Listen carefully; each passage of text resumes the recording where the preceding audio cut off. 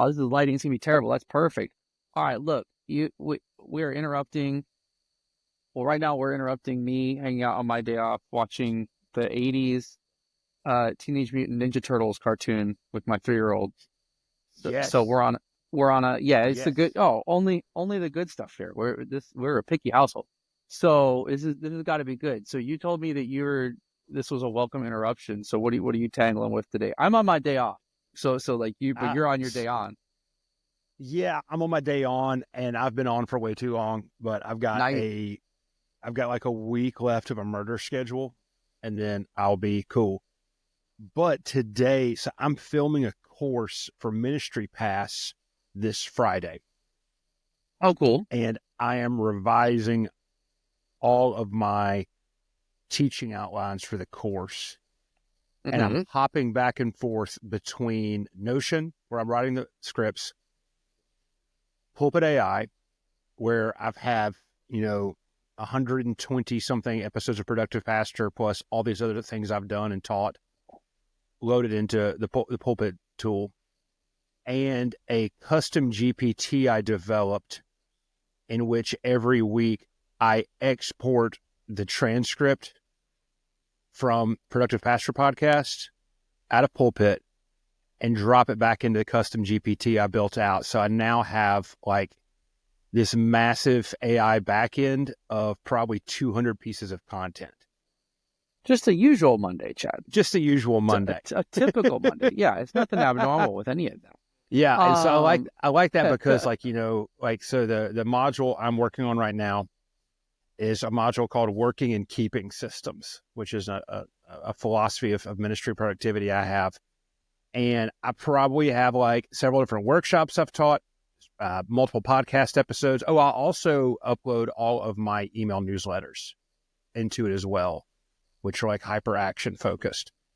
Yeah, So yeah. I'm, I was actually going to ask you. That was what I was going to ask you today. Is because I read, or you sent a thing about that systems thing. You put a thread out like last week, I think, and it was about this idea that like you constantly have to kind of be taking time in ministry to like uh to take a step back almost and like pull the oil yeah, filter off of things and kind of look at it and say, are we yeah, doing the thing or not?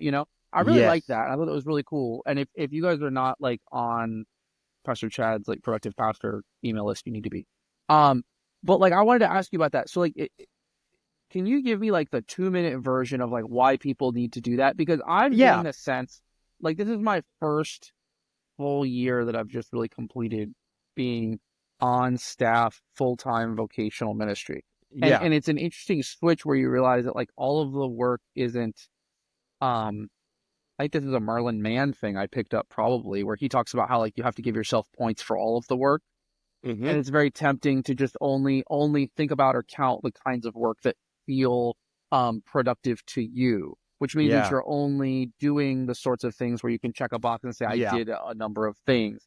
But the work you're talking about is different, where it doesn't feel very good to do during the day, but it's important to do so that you don't really get yourself into a pickle. So like yeah, Yeah. can you just like summarize that for like Yeah, for so a so little? like so like the Twitter thread I put about that was I went to go use my Kamado Joe, which is like a big green egg type thing, and I needed to sear some steaks high temp, and I'm like, I've not cleaned the ash out of this thing in at least a year. I'm gonna struggle to get like 700 degrees, which is what I want, which the grill's designed to do. And I'm like, well, okay, I need to clean out my ashes sometime soon. I need to take the whole thing apart and just do some routine maintenance. And we in church, like we always just do, Mhm. and we rarely clean out the ash. So I remember, um if you've ever worked in any sort of established church, especially an older church, like they all have those storerooms full of junk. And Oh, we've got one. churches, Yeah. yeah, every church has them. And you ask yourself the question, like, how do churches accumulate all this crap type thing? So when I was church planting, we were 9 or 10 months into me starting the church. We were maybe 4 months into when we had rented office space for the first time, and we had a storage closet. And I remember we'd been in this office for less than like, let's say 3 or 4 months, and it already needed cleaning out. Oh yeah. And me and one of my staff was like, how on earth, we're new and we already have too much junk. And so there's this thing, like when we always focus on the doing side of ministry, it's really easy to realize that all we're actually doing is like adding onto legacy things. And sooner or later, the legacy side of it begins to be an encumbrance. So do you know who Adam Savage is? Oh yeah. Mythbusters? Okay. So his tested channel on YouTube, he started doing tons and tons and tons of videos, like filming it like Gonzo style, like with just his cell phone without a film crew during COVID, because, you know, you couldn't do And he was doing anything. shop stuff. And Yeah, he it's all talks about shop his shop stuff. all the Yeah, time, like I mean, he does it out of obsessively. his Yeah. shop. Like, I mean, I'm not Yep, gonna yep, yep. lie. Like, my aesthetic I'm behind right now is definitely influenced by that Adam Savage, you know, Van and Casey Neistat. Like, I don't have an office. I have a workshop, and I do a specific type of work in here. It just happens to be knowledge work. But if you look at his clicker he uses before every video, all he ever does is add a new piece of white gaff tape with the title of that video on it. And there's now like almost a 2-inch thick stack of labeled gaff tape on the clicker. And it's like starting to fall off on this kind of thing now. And I was like, yeah, he's just literally, I get the fun aesthetic vibe of it, but it's like, you know, sooner or later, like your clicker's not going to be able to do its job and to have the title of the video you're working on because there's so much junk underneath it. Right. And, you know, how many times are we doing things in ministry and there might just be like a tiny bit of a legacy approach to it, but we've kept it inside of our, you know, the system we decided to work. And we might have done a lot of like deep strategic work of how we're doing this. And we still have like some step or two in there that literally is just a legacy that nobody ever actually asked. Do we still need this in here? Can we clean this up? Do we might need to change this? And so many times it's those weird, like it's like Milton in Office Space. Remember how everybody thought he'd actually been fired like 10 years ago? Like we have Miltons sitting around, not people, Yes. but like we have Yes. Miltons sitting in our systems and processes. And, you know, sometimes I think really it gets to the point where we cannot do what we need to do because we've not just gone and cleaned the ash out. Like that grill will not get to 700 degrees because there's ash in the bucket. And I'm laughing because you referenced the idea. That's the line from Office Space where it's like, what would you say it is that you do here, right? Yeah. And like I'm laughing because I've already become, I won't say notorious, but like I'm sometimes the person at our church that walks through a hallway and I will point at something and I get kind of not flustered, but it'll be in between Sundays and I'll point at something and I'll just look at something. I'll say, what is this? Like, what does this do? Why is this here? Yes. And everybody's like, well, don't just leave it alone. I'm like, no. Please, I want you to tell me what is this thing? And somebody's like, oh, I don't know what it does. Yeah. Yeah. So what's so funny is on the opposite side, you know, why is this here? I don't know. It's always been there. I served a church one time and it was a historic church. That version of the church was 60 years old. And they had been a merger of two other churches that were around 60, 70 years old at the point of the merger. And there was this like really just dirty, cluttered table inside the entrance to the sanctuary. There was covered up in like 4 different tablecloths. Like, I don't know why you had to have multiple tablecloths on top of this, but it's where like brochures, like all this is just it was just like full of crap. And I'm cleaning one day and I'm like, okay, I'm done. I'm getting this taken care of. I'm moving every single thing out of here. And so I pulled off all the stuff. And then I started pulling off the tablecloths. And I got to the final tablecloth and it was actually taped on. And I went and I got my pocket knife out. I cut the tape off and I pulled the final tablecloth out. And I saw that it was an old altar table. Mm-hmm. Like it said, do this in remembrance of me. And I'm like, what is this thing? So I pulled it out in the hall and turned it around and somebody had wrote on it in Sharpie on the back of the magic marker. And it said, this is the original Fairbanks Methodist Episcopal South altar from 1890. Oh, yeah. And this is 2021, I guess, 2020. Right. There was a 110-year-old altar at this church that now had gone through a 3rd merger that was struggling with identity. And it had been covered up with like 4 layers of junk and had brochures and not been touched in probably 20 years. And it's like, okay, this random thing was sitting there. It actually now becomes a tool to talk about this kind of continuing legacy of these people in this community over the Oh yeah. course of like 4 different church mergers. It's like, so sometimes when we're cleaning things out, like we realize, oh wow, we actually have something that's really, really powerful that we've just piled full of crap. Right. And their stories, their narratives, the church, their things, they're all sorts of stuff. And so then I went on like this like hunt all over the church. And I'm pretty sure I found like almost, and this is United Methodist Church, so high church, kind of formal, that kind of stuff. I found like 6 pieces of historic liturgical furniture from the various stages of the church. And it was like, oh, and one of our biggest, vision quandaries at the time was, how do we connect this super long legacy of ministry Right. in a tumultuous time of like yet another merger in the middle of a pandemic, all this kind of stuff. And I'm like, we literally have physical examples of this sitting all around us, but they were covered up and just used as side tables.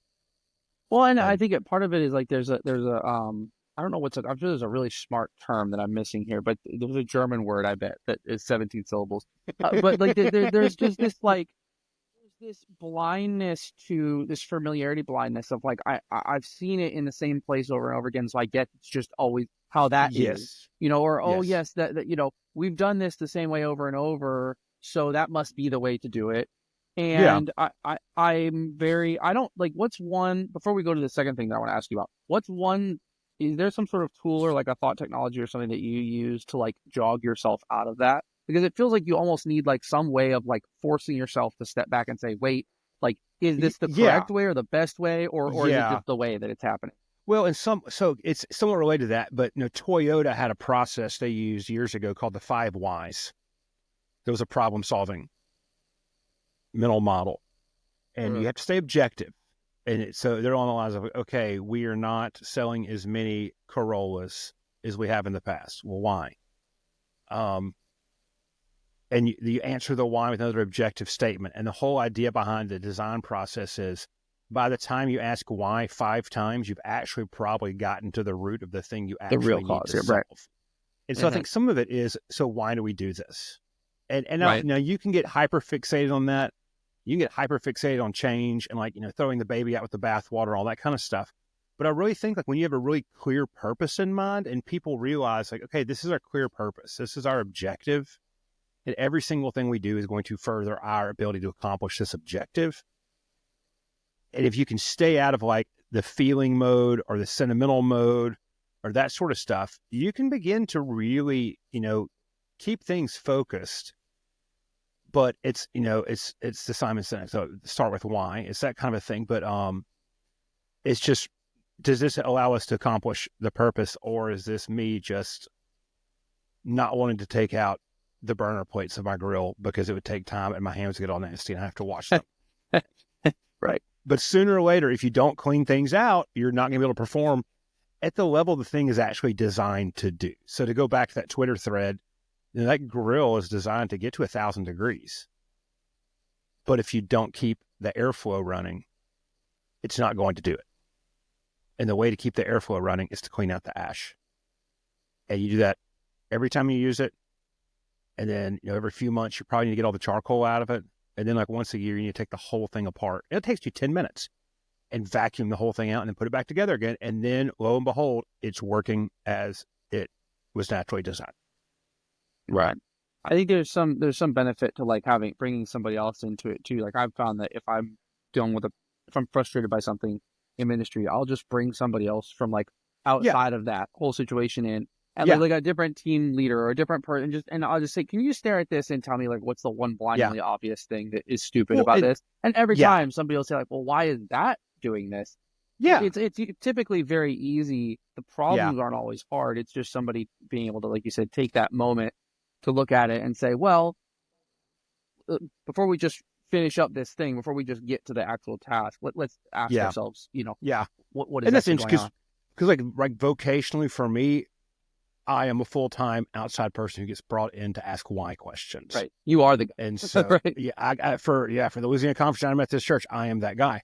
But and that's the thing is most churches are severely bloated in their operations, and we don't actually Oh, have to careful, Chad. be. I know, I Oh, know. careful now. Hang on. Um, We're about to. I've seen this to be the case sometimes, though. Yeah. I mean, not. I think I'm sure it depends, but yes, I have definitely.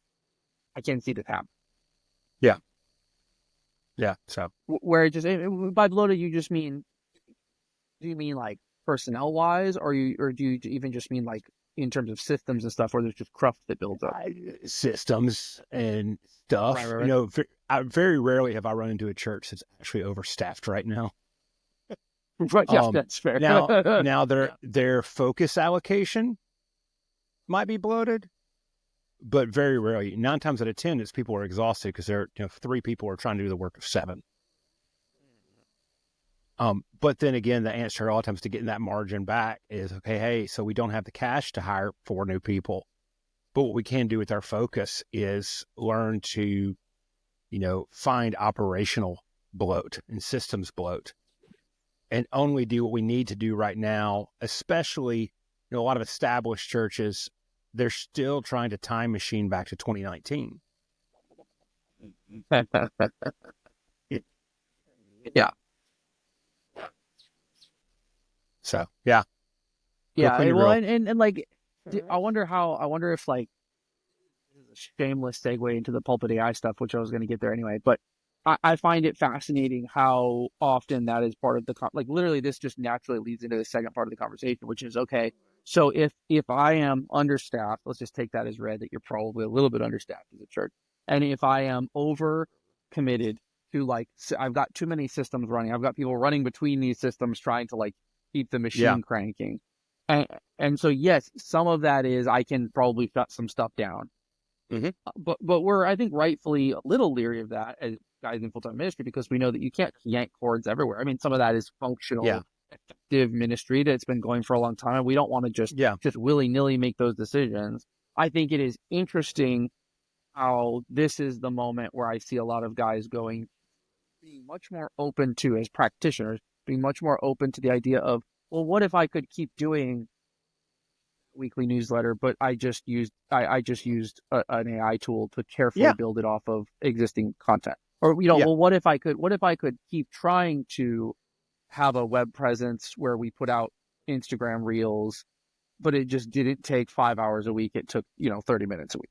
Like, Yeah. is there a way? Yeah. Because I think it's forcing us to make those kinds of decisions of what can be abstracted or what can I get creative on and do differently because I'm Yeah. hitting my limit everywhere else. Yeah. The answer So can't just be, I don't know, so and so will do it.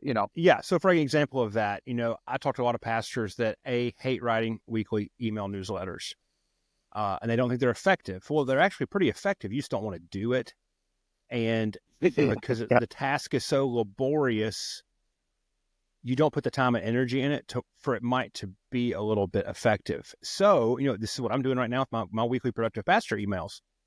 That's a thing. It's like I know I need to do it. Sometimes I'm not so wild about the idea generation. So I finally said, Chad, that's what we're going to do. We're going to go back and we're going to look at we're going to find an episode that is downloaded higher than other episodes. It has to be at least 6 months old, if not 9 months old. Went and found it, got it, went into Pulpit AI, and just the AI chat feature. I want to write 4 weekly newsletters building off of the content of this episode. I need the newsletters to compound in practice. Give me 4 basic outlines. I And, think, do you think if there's just a pressure? Do you think there's like this constant pressure for pastors if you're doing stuff that's not like sermon content? I feel like there's this constant pressure, just like it's got to be something like come up with some new thing. And I think you said something very important there, which is like it does not have to be new because no, the no, vast good. majority of people didn't get that Yeah. episode that you put And out I nine think, months ago, or they, like yeah. Well, like that Twitter thread that I got, like, I think it was last summer, maybe. It's the thing that got me. I was already messing around with Pulpit AI, but in a lot of ways, it was like the first thing I did that got a lot of massive traction about Pulpit AI outside of just me and Michael just kind of memeing each other back and forth. right. And the folks at Endeavor picked it up, and I wrote out a long article, but the whole tweet pretty much just said, "Your live stream might be a waste of money and resources." It was something along those lines. And dude, the comment thread, oh my goodness, I got flamed for it. But what was so Yeah. funny was the people that seemed to support the idea were ministry leaders. The people that did not seem to support the idea, they were advocating for a live stream, no matter how bad a quality it was. Two things were interesting about it. Number one, they were almost all lay folks. Number two, they were almost all European or British. I thought that was Okay, interesting. I wouldn't have called that. That is interesting. I wonder why that But is. just judging from Huh. the threads, I've seen this sort of thing. People are like, oh no, I have young kids at home, or like my mom's sick, we can't go to church. Even just watching the iPhone that's 100 feet away from the pulpit makes us feel like we're part of it. But my suggestion to it is no, you need to begin reinvesting your resources into it. Well, you for a lot cheaper and a lot less energy and time, you could have a stand-up sermon podcast. And one of the reasons I love that is, for pastors like, oh, I don't want to reuse old stuff. Well, say you go back and find out that a sermon you preached 2 years ago is still getting downloaded, 10 to 15 times a month. And and so right there you have, okay, maybe I need to think about preaching on this topic again because it resonated a lot 2.5 years ago. But then second, I can go in and import that sermon into Pulpit AI, and I can get a month of weekly devotional emails off of that. I can find out what a second sermon might be. I can develop an entire sermon series based off. I mean, there's a wealth of things you have. And so, learning to run a long tail and, you could do it on YouTube. I just don't think the average church is getting, and I don't trust live stream attendance information whatsoever at all, because there's no way to actually measure like who's watching, 30 minutes of this service versus who saw it for 3 seconds on their stalker feed on Facebook and they get counted. Like I tell churches all the time, like, you're not counting the cars that drove by your church on Sunday morning during 1 hour as worship attenders. Well, and there's also, I think this is maybe a point to, and we'll kind of wrap it up, but I love this. In fact, please mentally bookmark this because I want to talk about this more next time I talk to you. Because this idea that like somehow the way to do things in the future is just to do what we did before, but put like a weird technology lick of paint on it. It really bugs me sometimes because I think that it's misplaced. And what's interesting about what you said is there are closer analogs to older ways of teaching and shepherding people in what you're describing then a live stream really is a bizarre way to do church. It's not very churchy. Very bizarre. Very bizarre. Do you see what I'm saying? It's like, it's weird. Oh, yeah. Most people would not recognize that. It's a weird artifact of 2020. And I'm not saying, look, we run a live stream at our church. I'm not down on it necessarily. But you know what's interesting about a sermon podcast is that's just an epistle that you can put on your earbuds. Like, that's all it is. A live a devotional is the same kind of thing. A video that you put into somebody's feed is just another way for you to have a discipleship conversation with them. Those are recognizable to the Apostle Paul. I'm not sure a live stream, and I'm just gonna put this out there. I'm not sure a live stream of a church. It wouldn't be. It's very disembodied. There's she's love that word. She's Anglican. I can't remember who she writes for. It might be the Atlantic, but there's an Anglican pastor, Tish Warren, that had an article a few years ago that pretty much just said live streams are de-incarnational. And I was like, huh. But like, I remember growing up, the pastor I grew up under, he always taught a Wednesday night Bible study at prayer meeting. And I was in a high school when I figured out he preached on this like 6 months ago.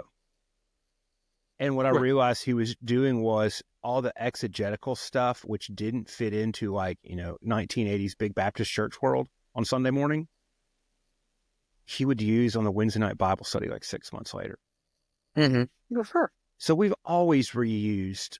I mean, it wasn't, 20 or 30 years ago. Reuse is almost the wrong word. Reuse is almost the wrong word. It's like, it's the Bible.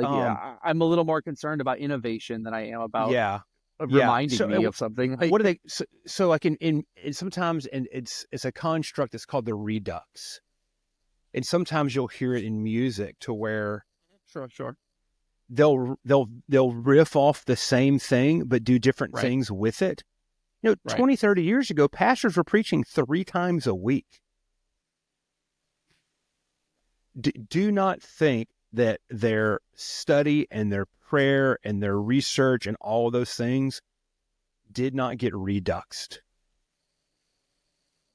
over time. But it's just by default how that works. And I think the beauty of this kind of model of, hey, instead of instead of thinking how can we do, instead of trying to turn your church into a a a, a broadcast news channel, Yeah. like 3, 2, 1, and we're live, and it's going out to all these people. It's got to be simultaneous. That's such an artificial model of how the church has never Yeah. really done that very much. I'm not hating on it. We have a live stream at our church. Please be quiet. I will not read your comments. But rather than doing it that way, what if you think of your church as a closer to a print media distributing house Yep. or publishing house, where the Yep. idea is, hey, I had an idea, I wrote this thing down for an article that was really cool, so I gave it to somebody else, and they wrote it into a book, and then after that book was so great that we decided, well, let's do a lecture series on the book, and then after, like, that's a model I think that's closer to what you're doing Yeah. normally for a church anyway. Yeah. And I just think, yeah. What's wild is it actually saves time, Oh, sure. because you can go back to, if the Spirit put something in your heart one time, did the Spirit only put that into your heart one time? No, he didn't. When the Spirit puts something into our heart, it like lives and grows and develops and like branches out, all sorts of things. And I obsessively take notes. And I'm at the point now, I mean, it's sitting right here on my desk. I've got my Rode Wireless Go, so I can Yep. talk and record things into it. And and Pulpit AI now is a saving mechanism for me. Mm. It's like a yeah, it's like a yeah, it's a exegetically enabled version of like a Whisper Sync notes or Whisper Mm-hmm. notes or like all Yeah, these different note yeah, things, because yeah, it's just capturing all the information, but then you can bring some knowledge base to bear on how can I distill this into something, yeah. which is pretty powerful when you think about it. I'll tell you, and I know this isn't like developer chat, but I will tell you, if there was like a little button I could click in Pulpit AI that said, don't just, and it'd be an AI chat function that just says like, don't look just at this one upload, look at all of my uploads. That would eliminate a lot of my cross tooling that I'd have to do That's to so add things in. interesting. Let me talk. I'm gonna talk to Michael about that. Like, genuinely, I'm gonna bring that up because I think that is probably part of the next iteration of what I mean. Just speaking totally off the cuff without any background on this, but like this, that's probably part of, I think, some of the things we've been thinking about in terms of, okay, we can do this now. What's the next step? Well, That's a because like pretty imagine, powerful thing to be able to do. so I mean, the tool's been out now for over a year, right? Right. Right. So imagine, I mean, you've got to pastor some of the early adopters like me, and that the early adopters that are preaching weekly. I mean, I probably have like 10 months of sermons in it. Right. Oh yeah. You hit the button and you ask it, what are the 10 things I have talked about the most? Mm-hmm. Oh yeah. But then you can Yep. also say, what are some major theological concepts that I've neglected to Myth. teach on? Yep. And like, because that's what I love about Pulpit Yep. AI. I use it so many times, is it shows the holes that I don't naturally think of. Well, I was about to say, here, this is like, well, it it's giving you a robot version of that person that walks down the hallway in church and says, "What is this doing here?" Like, it's giving you this third party, unbiased. I don't know what you're thinking you're doing, but you're missing this. Yeah. I'm Yeah. not sure what you're hoping to do, but you haven't talked about this, or good grief, will you stop talking about this? Right? Which is a Yeah. nice thing to have when all that you're doing, when what you do for your job is talking to people about a book. Yeah. It's really helpful to know, am I doing this? Like, am I Yeah. getting this? Like, Yeah. that's awesome. Huh. Well, we all have a cognitive bias. Right. Like, I know if I'm preaching, I'm a United Methodist that came from the Revival and Holiness Methodist tradition. Like, I know I'm going to talk about sanctification way too much. Sure. Well, everybody's got a hobby horse, which I'll just drive home on Sunday, and my wife will say, "No, you definitely didn't teach the same sermon you always teach," and I believe her, and that's the arrangement that we have. But Yeah. but it is helpful, to have that. Yeah, for sure. Or even Yeah. in a more granular level, not just like topically, what am I doing, but like, because I know that we can do this right now within a sermon. I think we can analyze, like, okay, but what was the application looking like there? It will be Yeah. very interesting to then say, okay, what are the 5 topics where I've applied most? Yes. Like, With app, so and that's you can do like with that second order application. kind of thing. That's huge for me, because I will reduplicate myself on application constantly. Hmm. And, that's where when I started uploading sermons into the tool before I preached them for the sake of iteration, I was primarily doing it to try to find application points my brain would not normally get to. Right.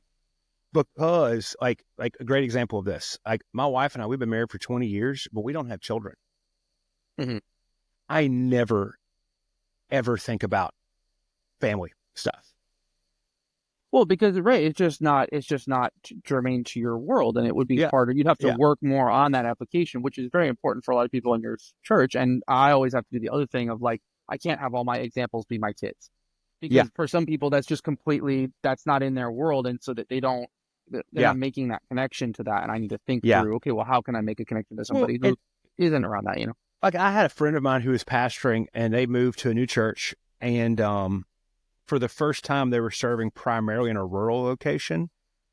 And they realized they always talked about college and seminary. And only like 20% of their congregation had higher than a high school degree. Yeah. And they had to, it kind of got called out to them in a not fun evaluation. And it took them a lot of work to learn Yeah. to just not bring that up. And so it's another way that, these sorts of tools actually save us time. And rather than us spending 5 hours trying to think through what am I not focusing on, we can spend 10 minutes on it, get the focuses, and Right. then apply those 5 hours to actually 100%. doing a really, really good job with communication. Yeah, no, absolutely. And that's always the goal, right? Is using it to do the stuff that it's harder for you to do so that you can do the stuff that's impossible to ask it to do.